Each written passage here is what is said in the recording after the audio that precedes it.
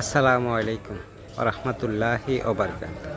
আলহামদুলিল্লাহ, আজ পবিত্র 12 রবিউল আউয়াল, রাসূল আকরাম সাল্লাল্লাহু আলাইহি সাল্লামের শুভ আগমন ছিল এই রবিউল আউয়াল মাসের 12 রবিউল আউয়াল। এই 12 রবিউল আউয়াল উপলক্ষে কুমিল্লা সদরের 2 নং দুর্গাপুর উত্তর ইউনিয়নের 5 নং ওয়ার্ড কৃষ্ণনগর বাইতুল আমান জামে মসজিদে একটু আলোকসজ্জা করছে। আলহামদুলিল্লাহ, ধন্যবাদ কমিটির সবাইকে আজ পবিত্র 12 রবিউল আউয়াল উপলক্ষে একটু আলোকসজ্জা করার জন্য। আলহামদুলিল্লাহ, রাসূল আকরাম সাল্লাল্লাহু আলাইহি সাল্লাম ছিলেন রূহ জগতে রূহবাসীদের জন্য রহমত, দুনিয়ার জীবনে দুনিয়াবাসীর জন্য ছিলেন রহমত, আর এখন কবরবাসীদের জন্য তিনি রহমত স্বরূপ আছেন।